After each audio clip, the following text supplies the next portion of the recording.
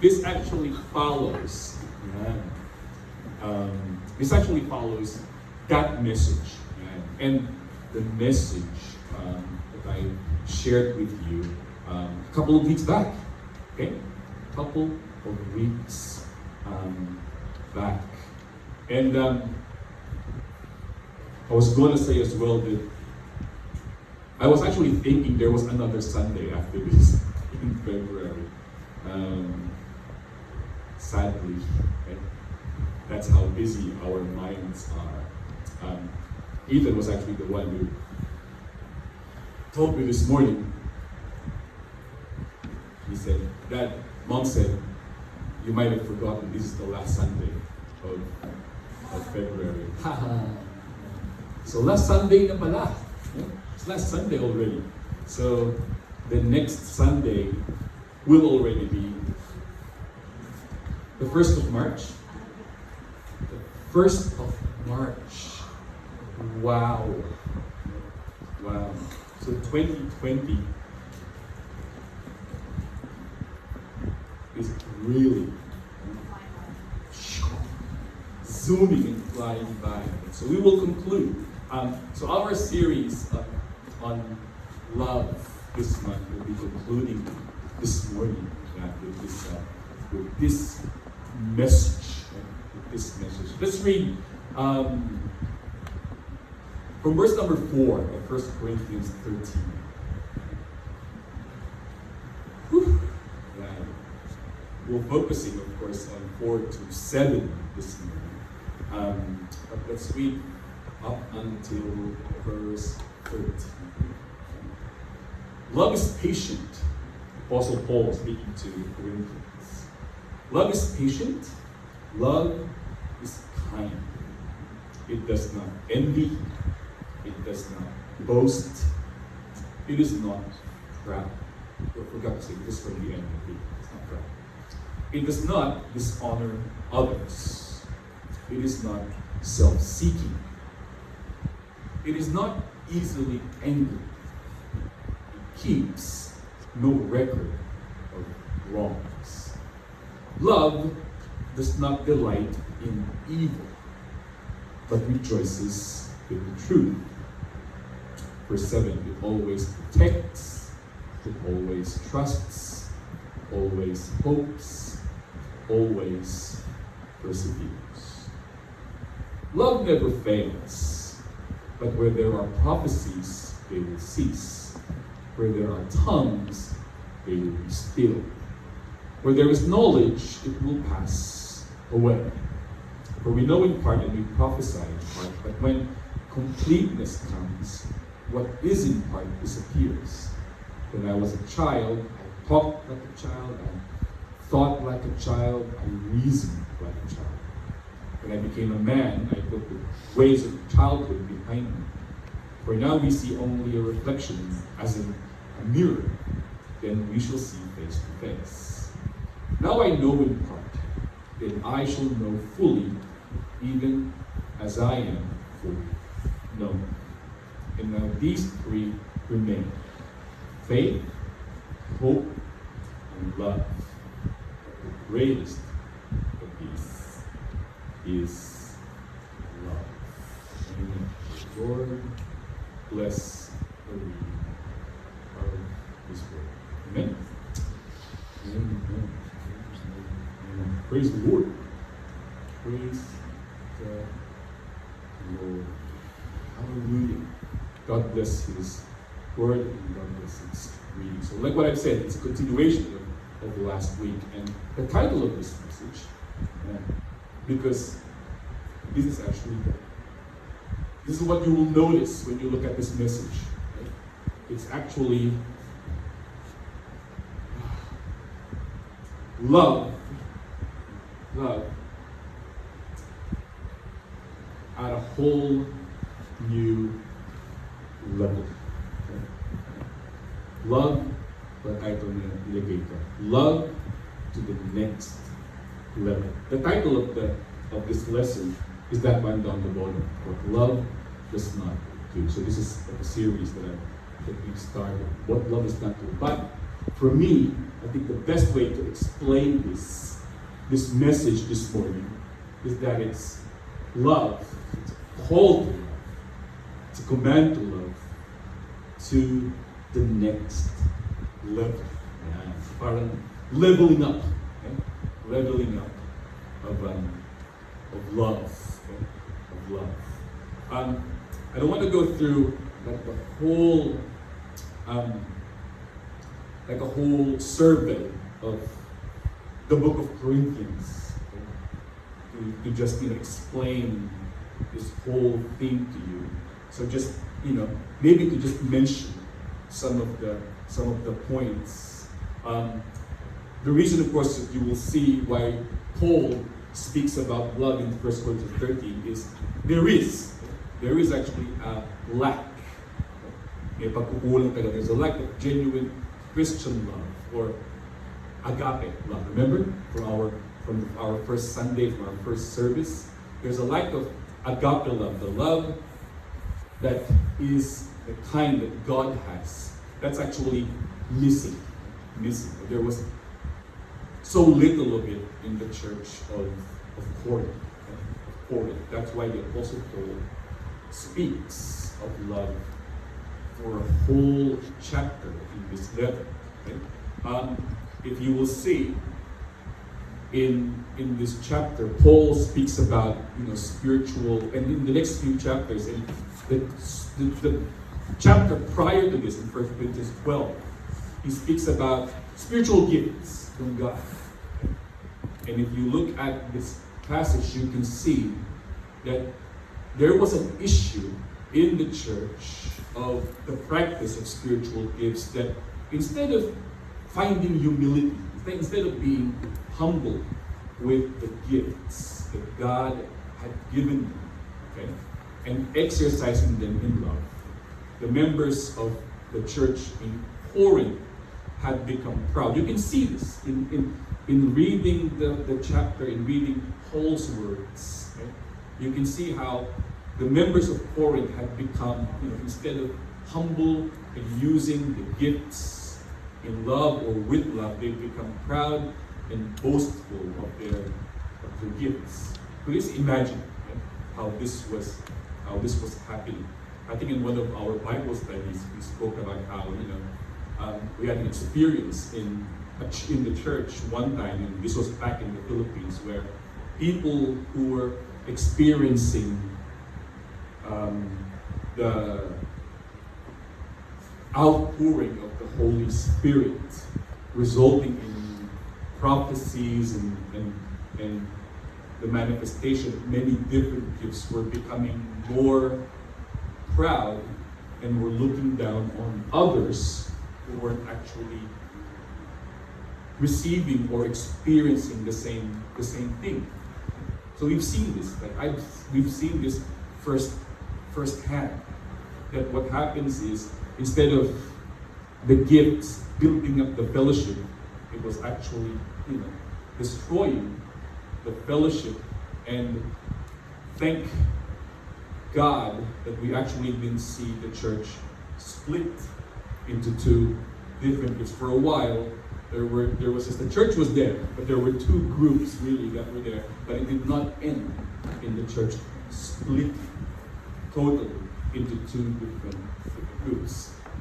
The Apostle Paul insists, I think it's on my next screen, so I put down, let's go past the verses, this, okay? For the Apostle Paul, if you look at Corinthians and his other writings, okay? I put down these points. See, they're very important chapter for us to. What's that thing? I can feel hot. It's hot, right? Yeah, where's that coming from?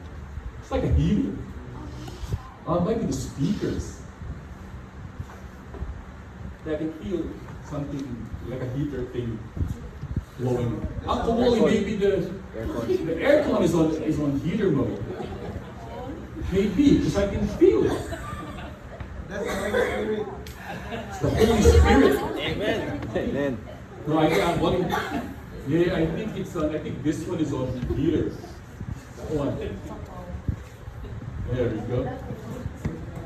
There we go. I thought it was the Holy Spirit. Anyway, there we go. So while Uncle Holy does that, look at this. Right? Look at this thing. And these are, okay, these are truly, these are heavy words, okay, mga kapatid. Okay? King's Grace. These are really heavy words, okay, from the Apostle Paul. To the Corinthians, and if you glean his other writings, you will see these. Okay? Number one, or well, it's not number one, but the first one is Paul to the Corinthians, okay, insists that for them to fail at the point of practicing genuine Christian love is to fail utterly and completely. Okay? Heavy words, I tell you. Sabi ni Apostle Paul, okay, if in the church, you fail at practicing and demonstrating Christian love to others, you have failed. Okay. Utterly and completely. And it's not a joke. Like, you know how, I think it was like a few years back, we see a lot of, but you can still see it on YouTube. You know, those failed videos? Failed videos. So we poke fun at those videos, but this is not something to poke fun at. To fail to practice Christian love in the church, okay, is a total fail, complete fail. The next one, imagine. The Apostle Paul, of course, again, he says, love, okay, if there is a trademark, okay, trademark to a Christian, if there's going to be a trademark or a badge identification to a Christian or to a church group or to a fellowship, it should be what? Love. Should be love. The first church and the first and only church that I actually have been a part of in the Philippines actually is known for being wealthy. They're wealthy. Okay? And sadly,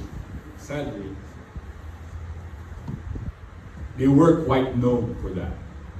They were quite known for that. You can see it in the way they dress, in the cars that they drive. They had money. Truly, even the young people. This was and I'll share this with you, and this is and my wife will attest to it, because these people are all related to her actually. In the 80s, when I joined this church, 80s, the young people, the teenagers in that church were actually driving big bikes, like 400cc Hondas. These are 16, 15-year-olds driving big bikes. Ninjas, the ninjas that we see here, they were driving ninjas. Kawasaki ninjas. 15, 14-year-old young people driving ninjas. They were riding ninjas. What other, I'm trying to remember some of the other motorcycles, because in the Philippines, motorcycles, in Taytay especially, motorcycles are a thing. But these were not driving 125s. 150s. They weren't driving 75cc motorcycles. They were driving 400, 500cc bikes, 15, 13-year-olds. So, sample. So they were known really to have money. But the thing is what I'm going back to, what I'm sharing with you this morning is, if there is going to be a badge or if there's going to be a trademark, if the church is going to be known for something, it is love. Love. It's not being rich, it's not being, it's not having or wearing nice clothes or living in big houses, but it's supposed to be, it's love. It's love. It's love. The next one is this. There's not too many of them, but here's another one, which is sort of like similar to the first one. Without genuine love, everything we do as Christians and as a church would be incomplete. That's why the Apostle Paul said,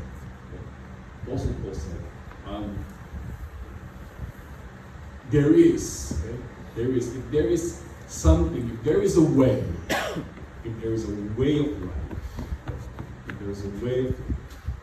if there is something to complete everything, and something we can say is the most excellent way, that is the way of love. It's the way of it. It's the way of it. That's why we'll see it. That's why I believe that this message of love is something that should really move us and should really take first place or put into priority in our church, because it's time for us not to just talk about love, right? Talk about love, but truly live it. Truly live it. Live it. The gospel writers speak of it. Okay? And then finally, I guess I'm going to say, I'm not sure if I put it in there, but the last one that I would want to say from the Apostle Paul is, if you're going to use the gifts, that God has given you, we use it. Okay? We use it through the medium, of course, of love. Because that is how, see, or put it in there as well. That is how we can use the gifts of God to relate and serve others. To relate and serve others. Matthew says, love is the first and the greatest commandment in Matthew 22. Again, the Apostle Paul in Galatians says, you can see its priority. Well, if you talk about the gifts of the Spirit or the fruits of the Spirit, again, it's love. Love. The Apostle James says that if there is a law, a royal law decreed by God Himself, then that is the command to love one another. Pretty sure he's saying that remembering the Lord Jesus. See, Jesus can say, when Jesus was walking around this earth with his disciples and teaching and preaching not only to his disciples but to the many people that were following him, what did he always talk about? He always spoke about love. He always spoke about loving one another. He always spoke about, everyone, you, those of you who follow me, those of you who serve me, those of you who claim to be my disciples.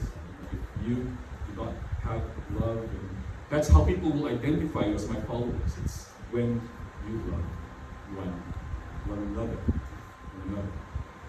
And so we go to this next part of 1 Corinthians 13. and talk about these things that love doesn't do. And will show us that this truly is a call. The call for us, the command for us to love is actually a call and a command for us to love in a whole new level. And I believe I've mentioned this to all of you before, that with Jesus, see, Jesus' teachings, it's really, that's why, I'm pretty sure that's why Jesus' culture called themselves Jesus' culture. Is because if you read the Gospels, the teaching of Jesus is a totally new and different culture. It's a new culture. It's a culture that is way, way different than the way we live. Okay? Our normal human culture. Ibang level talaga. It's a whole new level of living. Let's start. Mabilis na. The first one, the Apostle Paul declares that love, Christian love. Look at this. And if you let's look at this, and then while we're looking at it, meditate on it. Okay? Apply it straight away in our lives as you are sitting there where you are. And look at how these words and these points will just show us how it's a totally new level that he is speaking about. He says, Christian love is never jealous or envious. This is actually related to the next one. But jealousy, okay? or envy. The definition that is given us in this guide is that jealousy is basically a selfish concern for oneself, okay? Rather than a dedication to the well-being of the other. This guide makes us and exhorts us to sort of like apply it like this. We must beware, lest we envy those who are gifted in other ways than we are, and perhaps even more fortunate. So we can apply this to gifts. Okay? Seeing other people who have been given more gifts and abilities that they can use for God. Maybe better preachers, better speakers. Okay? But also, we can also apply it in a more practical sense when we look at other people who seem to be more blessed or more fortunate than ours, or than us. Sorry, not ours, but more blessed and more fortunate than us. Sadly, okay, if you see it in this culture, I don't think it's just common to Filipinos, but sometimes when you look at others and you see others who are more blessed than you, okay, who have more than you, who have a better, let's say, house or better car, okay, you feel bad. And then you start being jealous. And then you start being envious of them. The Apostle Paul said, real love, or true Christian love, of course, will never envy or will never be jealous of others. But it's always, thinking of the good, and being happy for them. We'll see that as well. It's being happy for others who have been blessed more than us. The second one is Christian love is never boastful. It's never boastful. 1 Corinthians 13, verse 4. These two, I think, for me, they go together. Love doesn't brag, it's humble, it's grateful for God's gifts and for life's achievements. Okay? And Christian love refuses to begrudge the blessings of others. Others. Christian love never struts with a peacock complex. You know how peacocks display their thing, their lovely colors to others of its own kind, and to people as well who admire, their colors and their plumage. It's not arrogant. It's not proud. And Christian love is never puffed up with pride and never walks with a haughty spirit. Okay? And so it's a different spirit. Okay? When you see someone, and you see this sometimes, okay? Even the people that you can see sometimes that people actually try to display. Yeah? People try to display their wealth. Yeah? Their wealth. They try to display what they have. Sabi nila, very common doon sa mga Pinoy. Displaying, displaying their riches and their wealth. And some people of course sometimes they feel envy or jealous with someone when someone does a display like this. Others, of course, will try and outdo, right? The other person. Four-wheel drive siya. Ibili akong 8-wheel drive. Meron ba ng 8-wheel drive? Something like that. Oh! Ibili siya ng 3-bedroom. Ibili ako ng 6-bedroom. Double it. So there are people, of course, who, instead of feeling envious, they try and outdo the other person. But that is not how, as Christians, we're supposed to live, of course. Because we are to live, of course, with humility. Right?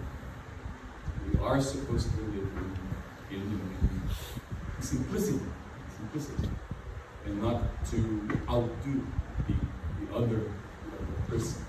So a Christian should never ever be puffed up with a pure pride, right? And never walks with a haughty spirit. Mayabang. That's mayabang. Christian love is never rude. Christian love is never rude. Christian love is never rude. It never behaves in a shameful manner at any time. And listen to this. Christian love is never blunt or brutal in its comments or in its relationships with others. That's how this guide defines and explains this to us. Behaving in a shameful manner any given time, or being blunt or brutal, in its comments or in its relationship with other people. That's why we're careful. We are careful with how we, of course, speak to one another, talk with one another.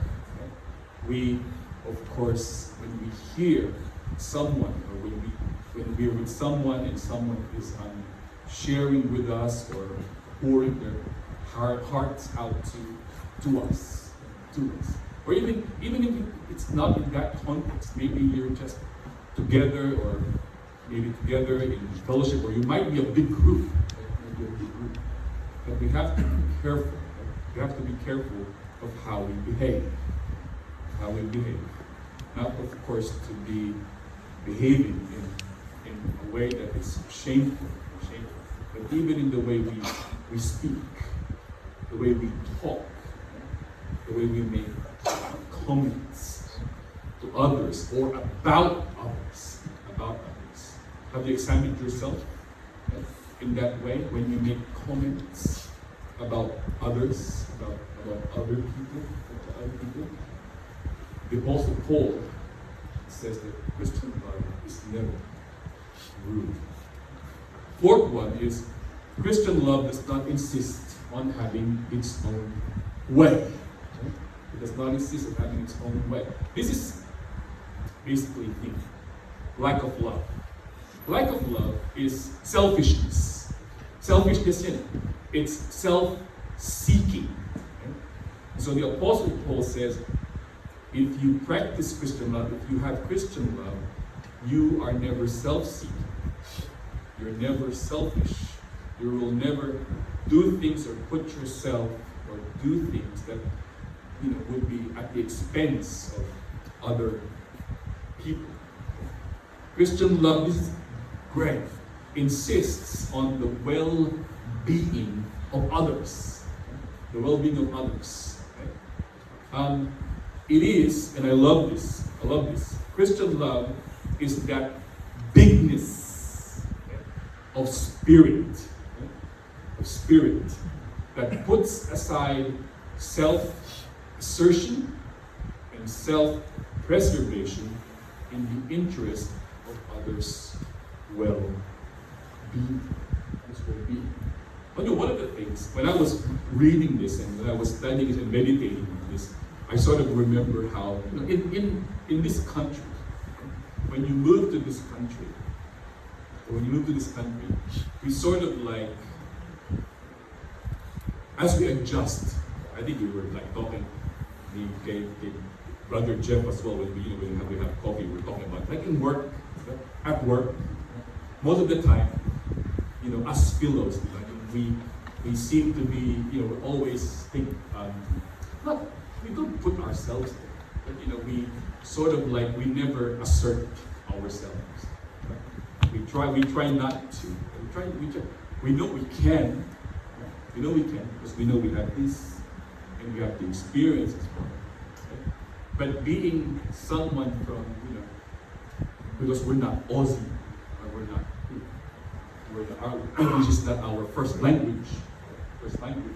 We sort of like just try working in, not in silence, but we're trying to work in the background. We do stuff, we work, and then sometimes, in my experience at work, of course, and this happens, one of the effects of this, of course, is you get, not abused, but people actually just,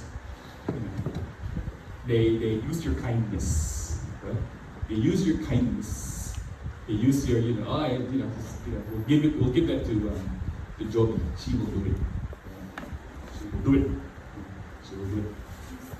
Or sometimes when you're, and after many years, and my wife, of course, mentions this to me, after many years, you become, you learn how to assert yourself. You begin to become more, should we say confident? You become more confident in dealing and in speaking with other people, of course, and getting what you want as well. Right? Getting what you want. But of course, knowing that's good. That's good. Because we really need to think. We really need to learn how to assert ourselves, and of course, put up proper boundaries when it comes to work. And then, of course, you know what you're supposed to do, and you know this is your job. So you know the things that you're not supposed to do, and so you want to think. You want to be able to stand up and not fighting, but stand up and say what's in your mind. What I'm saying is, of course, we as Christians, of course, are careful. We're very careful that this would not be, of course, mistaken, or for us to be insisting on having our own way. as a Christian, we still need to maintain, this attitude of, yes, we need to express ourselves, we need to assert ourselves, we need to fight for what we think, of course, is what we know is right. But again, we need to remember that as a Christian, when it comes to putting ourselves first, careful guys, we have to be careful because we want, of course, what we want people to see, right? What we want to be manifested in our lives and in our hearts is concern. Amen? Concern for the well-being of others. And then, of course, the desire to look after other people and other people's well-beings. The fifth one there's a few more. Apostle Paul says, Christian love is not irritable or easily angered, nor does it fly into a rage. This one's a bit more straightforward, right? Love is not mean. Who's mean here? That's the first time I heard that was from my kids. Mean. You're a meanie. They say that. So when you say something, when you say no to them, they go, you're a meanie. Well, Christian love is not mean. It's not high temper. Christian love is not being difficult to live with. Christian love does not irritate or provoke others. Okay? And Christian love does not, it's not supposed to, of course, lose its cool. It's cool. Okay? Do you lose your cool, Leah? When your customer says, you're done. Don't lose your cool. Well, I don't think I need to give examples, but you all know it. You all know this. How we respond, not in meanness, not in quick-temperedness, okay? Of course, not being difficult, irritative, provoking others, losing its cool. Boom! Oh my gosh. Of course, sometimes you will, but sometimes you lose your cool. I remember the one time I lost my cool at work. I was asked to apologize because I lost something. Can you imagine me losing my cool? Yeah, I kept my cool for many years. But then it happened one time that I lost my cool with a teacher, and so I sent this nasty email. Kasi nakikinig sa akin, I was just telling them what was right. They kept on insisting what they wanted, actually bordering on wrong, illegal, out of policies. I told them what was right, but then my tone was like, don't ask for my help anymore. I was asked to think. Imagine saying that. I told them, I'm not going to help you anymore. And my boss said, you need to apologize. You need to write another email apologizing for what you said. Actually, at that time, my boss said, if you read this email, how are you going to feel? An email to them. If you read this email, what are we going to do? I was like, I don't know. No, I said, he said, it's not good, so you have to apologize. So I did. I wrote a letter of apology. I think I've never lost my cool after that. I've kept it. I've always been cool. Imagine a long track record of working at the front desk, dealing with customers, and never losing your cool.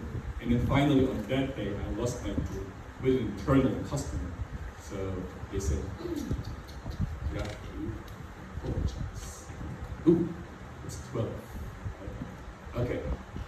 Love, the next one, is not resentful. It keeps no record of wrongs. Wow. I'm pretty sure there is a point in this message that we might talk for a while. Maybe not in this context. Maybe in a more informal context, this would be it. Love is not resentful. It does not keep record of wrongs. It says here, Christian love, real Christian love, refuses to tolerate bitterness in the heart. Okay? So, if in our hearts this morning we have bitterness towards someone, well, we need to ask for the Holy Spirit's help. Christian love refuses to harbor hostility towards others. Instead, here we go, practices forgiveness and forbearance. Forgiveness. Forgiveness. Forgiveness. Maybe we'll talk about this, not here, we'll do more in another setting, because I believe we have more questions about this, or we might have something that we can share about this. Christian love is never glad when others go wrong or when things turn out badly for others. That's number 7. Never glad when others go wrong. Who among us have experienced this? You know, that you feel good when someone, you know, or when something turns out bad for another person. I don't believe this is something that's quite common for us to experience as Christians. Maybe if we really hate that person, maybe. But the Christian love will never glad. It's never glad when things go wrong. We never would want misfortune or something to happen to others. Right? Even maybe, even not tragedy or something like as big as, something going wrong that's truly bad. But, we need to be careful with when things turns out. Christian love never gloats over when someone sins or makes a mistake. Okay? And Christian love never rejoices over failures and tragedies. There we go. That befall others. I think if there's something that will truly be very unchristian, is when we rejoice over someone's failure or someone's tragedy, or gloating over someone's sin and someone's mistake. Napakasad niya. It's going to be sad if we do. And lastly, Christian love never gives up hope. Sabi sa verse 7, it always protects, it always trusts. Note the word here, always. Protects, trusts, always hopes, and always perseveres. Amen? Amen? Christian love among brothers, among friends, amongst the church, amongst everyone, I believe, should never come to an end. We should never ever say that, I'm done with you. Because real love never gives up. Amen? Real love never gives up. In conclusion, put the conclusion there. Right? Put the conclusion there. I think so. There we go. Okay? That's it there. That's it. Keep it there. Right? So the conclusion to this lesson is the question, who can practice love at this level? So kung titignan mo, talagang, whoa! If you look at it, can we really love like this?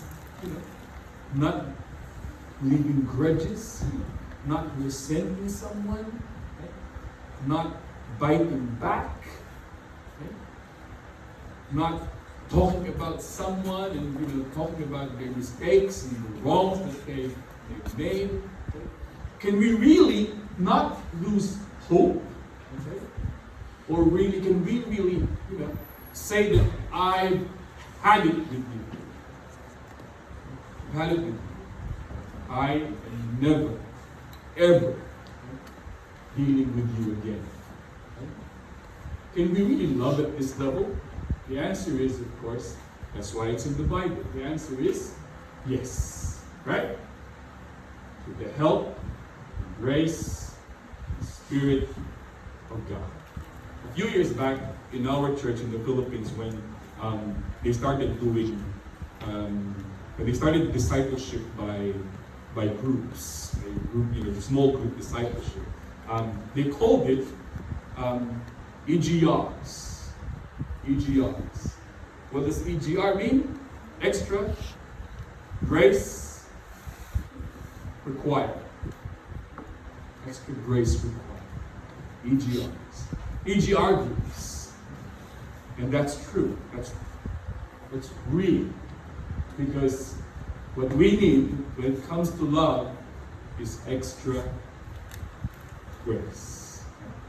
What we require is extra grace. And with the help of the Spirit of God, we can do it. The other thing, of course, is that down the bottom. You do know that the presence of Christ lives in you, right? The presence of the living Christ lives. This is the mystery, one of the great mysteries of our faith. The God who came to be a man, who died for our sins, was raised to life, and reigns with the Father in heaven. His presence, His living presence, lives in our hearts. He lives in our lives as Christians.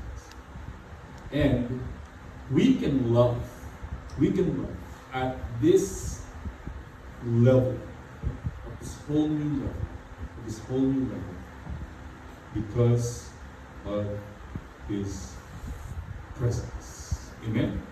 Apostle Paul said, I've got weaknesses. I've got weaknesses.